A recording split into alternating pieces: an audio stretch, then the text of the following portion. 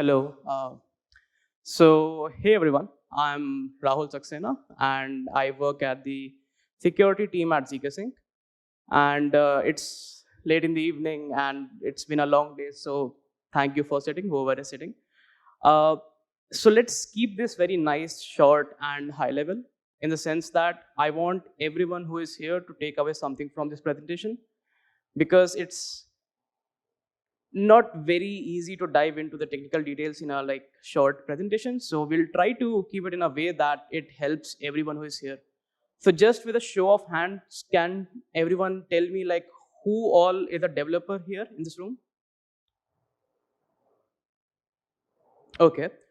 Who all are specifically into security, like auditors and security researchers? Nice. And who all are on the business side of things, like stakeholders, shareholders, BD? Okay, got it. Nice. So threat modeling of complex systems and interlude to that is my shift away from independent security research. So my background is that right now I am in the security team at ZkSync. I look at the systems at ZkSync, make sure that they do what they're intended to do, no bugs are there. But before that, I used to work independently, take on private audits, help clients and so on and so forth. So somehow, the threat modeling of complex system is related to my move from independent security research to going for working in security for a particular company. So let's see how. So this is the big idea that I have, that the threat modeling part would go on for 15 minutes. My transition, my personal story would go on for like 5 minutes, then some Q&A and buffer time.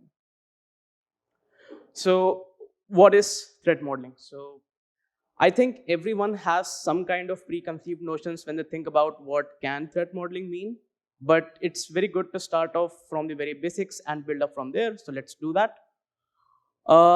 In any given system, identifying the biggest threats based on your business objectives is threat modeling, right? And when I say in any given system, I mean any given system. I do not mean a particular Web3 protocol. I mean any system. For example, if you were standing outside to get your pork sandwiches today, your threat analysis would have been, hey, there seem to be like 20 sandwiches there and there are 50 people ahead of me. So probably I won't be getting my sandwich, right? That's the threat analysis. Based on your business objectives here basically means that if your objective was there to get the sandwiches, that your threat should have been how to get the sandwiches, right? And when I say business objectives in terms of Web3, it means if you are a gaming company that wants to come on to Web3, your objectives are not really security and ownership and all that, you need speed. So you want to analyze the threats that affect your speed. On the other hand, if you are a digital asset ownership company, then you do not really care that much about speed. All you need is very, very secure transactions. So yeah, threat modeling is the precursor to a full-blown line-by-line code audit. So usually when people think of security, they think of audits. They hire fantastic firms like Constam or OpenZeppelin, and they take on code audit.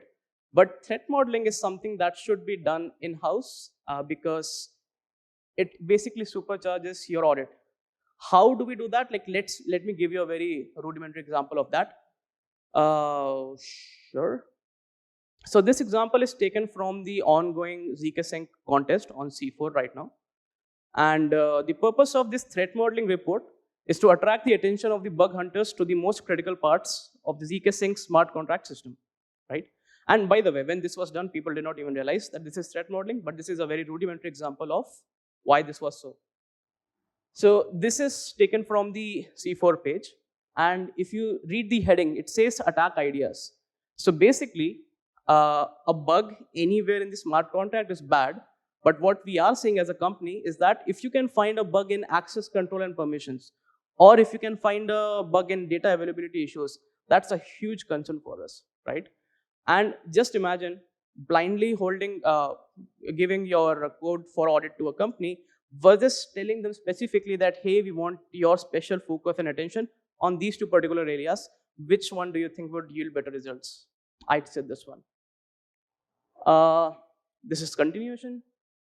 A bug anywhere in the smart contract would be bad news, but a bug in the places specifically mentioned as critical would be really bad. Makes sense? Right. And now when it comes to like simple protocols such as like, what should I say, lending protocol, right? It is possible for one person to really understand how lending works, how game theory works, how the economics of the protocol work, as well as how Solidity works, right? If that kind of person exists, they can do a threat modeling of the entire system by themselves. But if you want to do a threat modeling of slightly larger and complex systems such as ZkSync, which has circuits, which has Rust VM, which has transpilers, which has smart contracts on L1 and L2 both, then how do you do it? It's not possible for one person to have expertise in all these subjects, right? I mean, realistically. So how do we do that? The answer to that lies in the sufficiently deep level line. You don't need to have a very deep understanding of how things are going, but you need to have a sufficient understanding of what is going on to identify the threats. Let me clarify that a little. Because once you do that, it helps you do two things very well.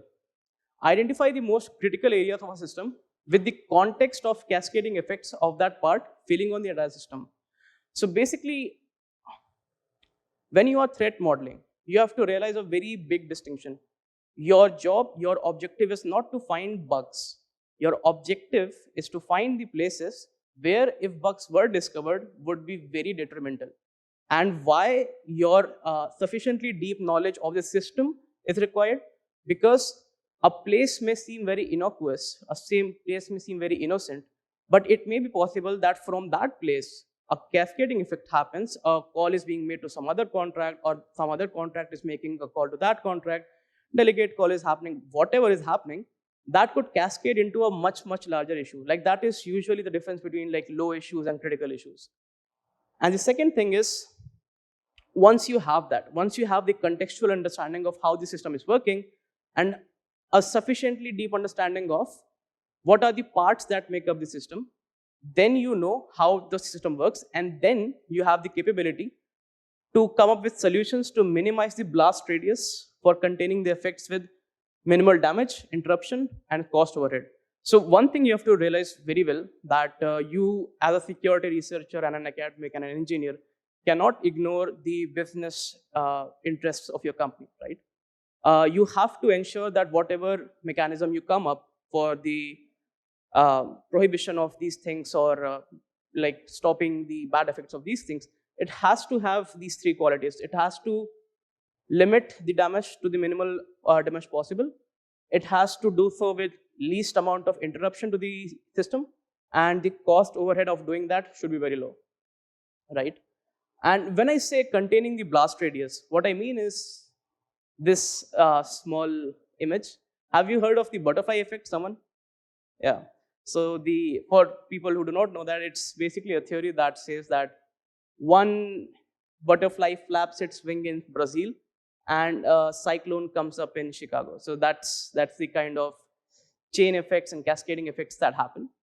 So if you are not knowledgeable about the context of your system and how one system connects with the other system, this may very well happen in your system as well. So that is why you need to understand the context of the system more than the language level bugs and the specific finding the bugs, right? So that is why this is a precursor to audits, not the audit itself. So yeah, when I said threat modeling of complex systems, what did I mean by complex, right? So many people confuse complex with complicated or difficult, which is wrong. So then what is complex? Anyone? So with the English definition for complex, complex simply means consisting of many different and connected parts. Essentially, if I wrote the same system in a single language, in a single consistent format, it would be the same system, but that would not be a complex system because it has a single part, however large it may be. But if I wrote a very simple system in like 5 different languages, in 10 different formats, in 15 different styles, that would be a complex system because it has multiple parts that needs specialized attention. So yeah, wouldn't it be very difficult for one person to carry out the threat modeling of a system with lots of different technologies? As I alluded to this earlier, not really.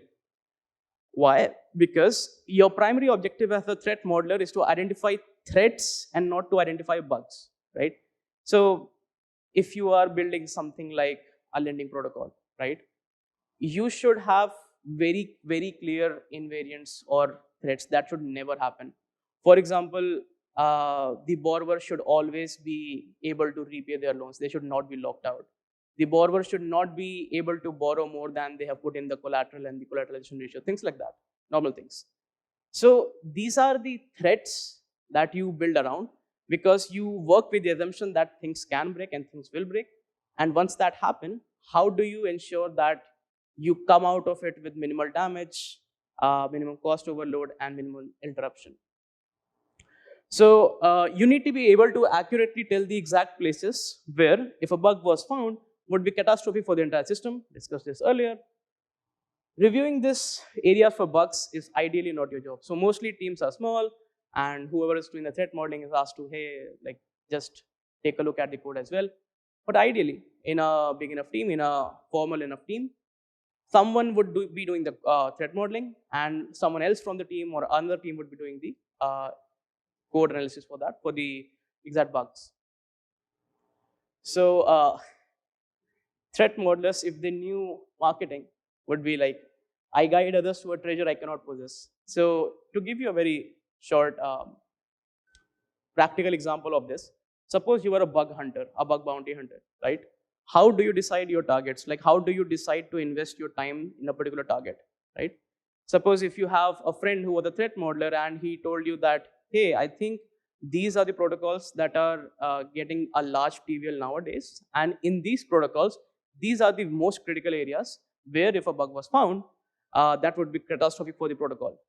So if you already have such a clear direction on where to look for bugs, you would save a lot of your time and you would save a lot of your mental energy and attack directly the part that affects the system the most, and go home a richer man.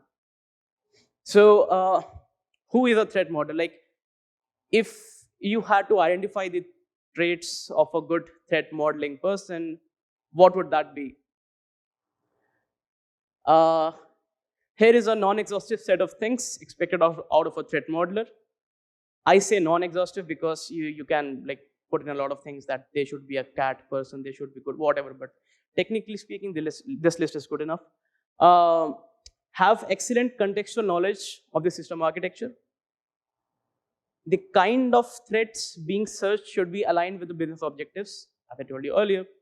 And actually, this is what makes this very interesting, because usually when threat modeling, security, audits, these kind of words are thrown around, the non-technical people essentially shut their ears and go into their own zone thinking about what they have for dinner.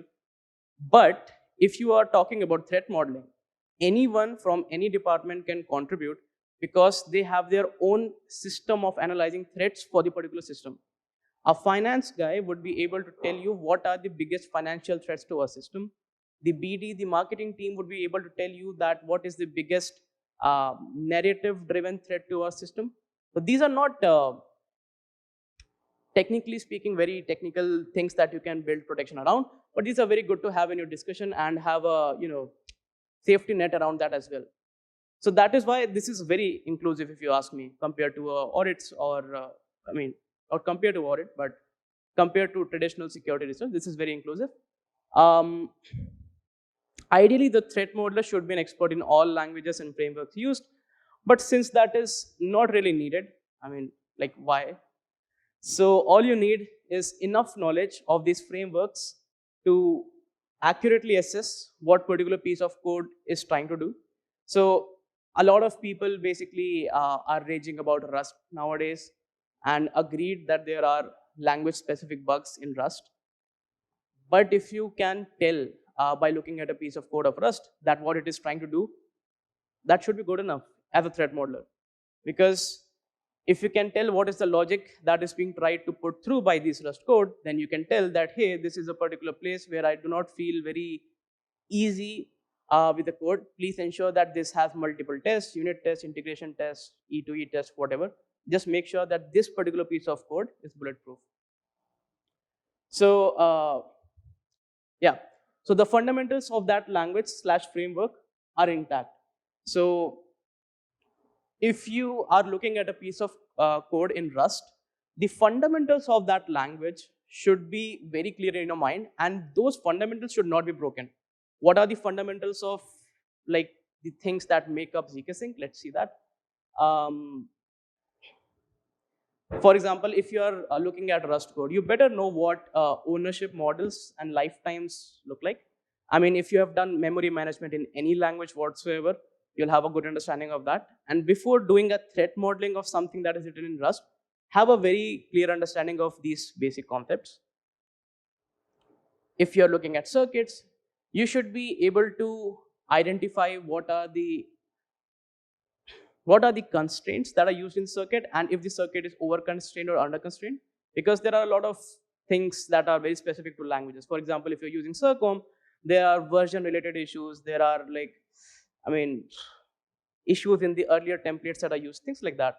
But the basics remain the same, that the constraints that you are written should not be under or over constrained for a particular circuit. And for smart contracts, the smart contract should be as trust minimized as possible.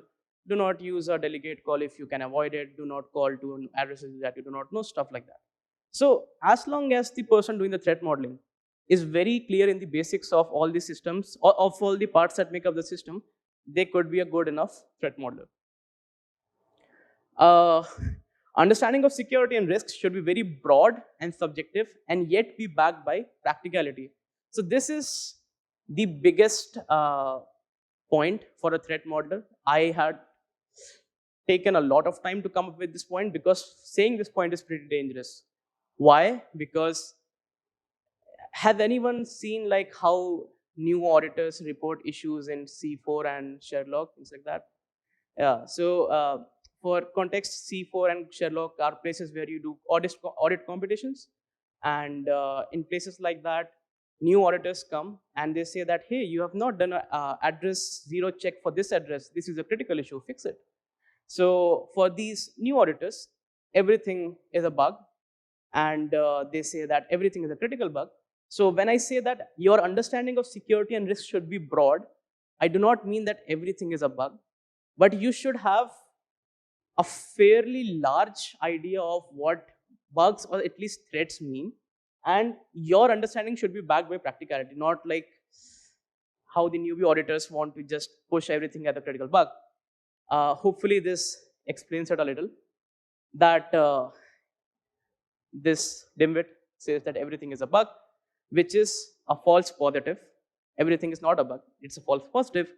The midwit, usually people like me, people like some devs that are defending the protocol, say that our code is secured and audited. That's unlikely to happen. Acknowledge the bug, won't fix. So this kind of things is false negatives. Like if you do these kind of things, you tend to overlook things that could have been actual bugs, but you miss them because you were slightly arrogant, and in most largely parts angry with this guy who says everything is a bug. Anyway, the person on the right, the threat modeler, he says everything is a threat, right? And then he decides whether, after everything being a threat, whether it needs our attention or not, and what kind of attention do we need to give it, right? So this is the summarization of how a threat modeler should be. Anyway, so why do you need threat modeling? So mostly like people say that threat modeling is a very nice to have and you do not really need it. So let's very quickly break down why you need it. So the odds are always stacked against you. You have to defend your entire protocol. Meanwhile, the bad guys need only one vulnerable spot. They need one entry point while you need to defend the entire castle. So the odds are always against you. Threat modeling streamlines the most important resources of the auditors and developers, their attention, right? So if you tell your developer that, hey, this particular piece of code, this particular contract is very important, they pay special attention to it, as well as the auditors. Like, let me bring this back. The second point, good auditors will do threat modeling on their own, but if you give them a threat model or beforehand, then that will save their time and like give you a deeper level of audits. Threat modeling helps you reason about a wide variety of abstract security and design questions that are deprioritized during a traditional security audit. So when you look at bug bounties and you look at traditional security audits, they are somehow very forced to be very practical and find specific bugs and not really go into details about how your architecture is dangerous or how your testing strategies are not very good or how your things could be affected by XYZ things which are not direct bugs. So that kind of things can be addressed via threat modeling.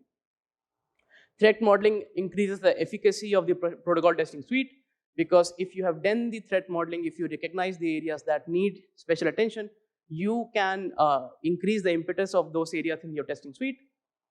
A sufficiently advanced threat modeler can abstract the process enough to make it inclusive and gather data points from all stakeholders. So basically, everyone, right from your devs to your CEO, CTO, DevRels, whoever, a threat modeler can abstract the concepts of the protocol enough so that they can take their inputs and put them in their threat modeling documentation. Helps you sleep better at night because all doomsday scenarios are taken care of. I mean, like, when I say all doomsday scenario, you like literally think of everything. Suppose you are deployed on an L2 and next day the world governments come together and shut down Ethereum. What happens? Nothing. You store your data somewhere, bootstrap your chain again, and things go fine. So anyway, so you do all kinds of doomsday scenarios, even like stupid shit like this. So yeah, this is how normal audits are, and these are how audits get when you give your auditors good threat modeling for your protocol. And this is how you sleep after good threat modeling. Anyway, right, so this is a little background on me and why this is somewhat connected to threat modeling. So this is a very subjective topic, like doing independent security research versus working for a company. So I'll stick to personal experiences. I won't generalize stuff. So here are some of the key trade-offs that I made for my transition from my independent security researcher status to a security role at ZkSync. So as cheesy as it may sound, the first reason is impact. So what I realized was that I worked really hard with all my clients and gave them the best possible reports every time. But the very next client came up with the same issues, same problems, same vulnerabilities, and it almost felt like my work was very localized and going into a void. So I wanted to work at a place where I could set the standards of what it means to do secure development, right? So for that, I needed a bigger company, and at that bigger company, a security role, so that I can define what security means at a slightly authoritative level. Silly, but yeah, that's the reason. Anyway, when you have a security role at a bigger company, you can do things that you could have never done as an independent security researcher. You can impact development practices, you can impact testing decisions, you can impact architectural decisions, you can do theoretical stuff such as like how do you do on-chain governance and stuff like that. Like, we'll come to that if we have time. Anyway, so as a security researcher, you have a choice to be a generalist versus a specialist. And this is slightly nuanced, so stick with me.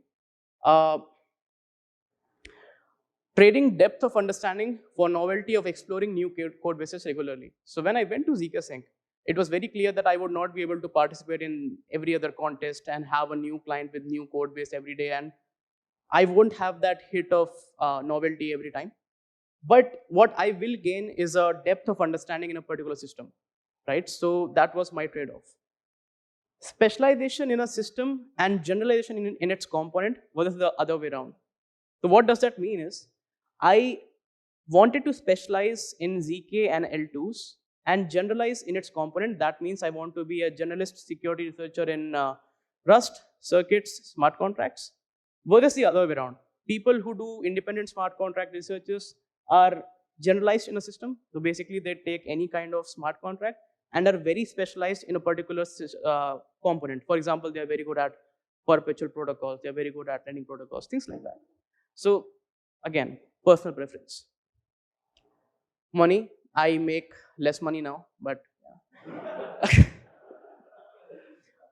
hope Alex doesn't see it. Anyway, so if you're good, like if you're like legitimate good, you'll make lesser money in a job. There is no way around it.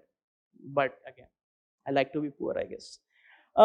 Regarding threat modeling, realistically, you would only get to do that at larger companies that have the budget and inclination to take their security seriously. So this was the biggest point that influenced my decision, because I could not have done that as an independent security researcher, because even if I did say something to them that, hey, let me take a look at your protocol and give you suggestions on your testing, on your architecture, a very likely scenario would have been that they would have ignored me. They would have not paid me, of course, and they would have, like, I don't know, not done anything with my work. So yeah, I wanted to be at a place where my work would hold some value, and so I came to ZkSync. And this particular point is the connection between me leaving independent security and this presentation. So this was one of my tweets, and this I tweeted after a small discussion with my head of security regarding Security Council. So this is a lot of English, just read that. So why this was prompted was because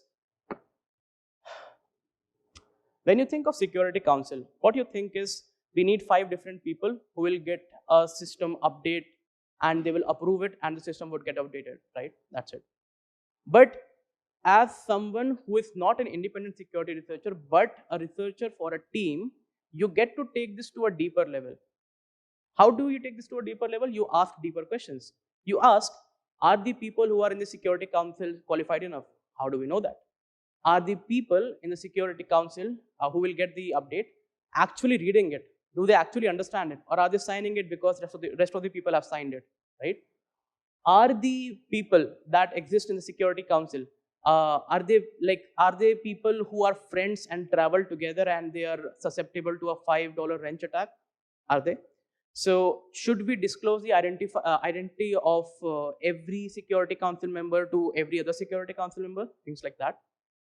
Do we keep the members to ZkSync only, or we do not keep any member from ZkSync?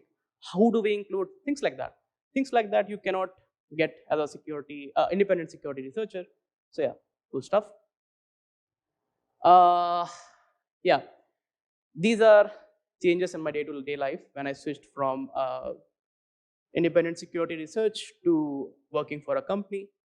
I did not write less money, but yeah, there's also the part. Thank you for not sleeping through the presentation. And if you want, you can connect with me on Twitter. You can ask me any doubts if you have. Thank you.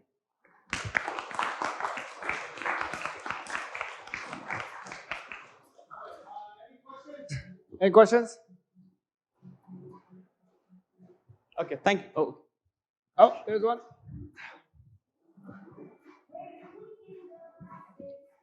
What are your thoughts on AI's application to threat modeling? On what? AI's application to threat modeling. Sure. So I see that people tend to shit a lot on AI applications, but I think these are the best for the first dry run, because if you look at Code Arena right now, so what they have done is the first hour of any contest, they allow bots to go through the contracts and find out the vulnerabilities. Okay, so it has 2 purposes. Once they have created a competition out of finding bugs from bots, the bots will keep on getting better. And once the actual human auditors step in, they will know that what are the areas that they do not need to look into and create a report out of and not spend their time on. So basically, it's like AI is like getting your free personal assistant to help you in your first research. It's like a junior auditor who you pass your first run of the code to, and I think it's great. It's good. It's very good.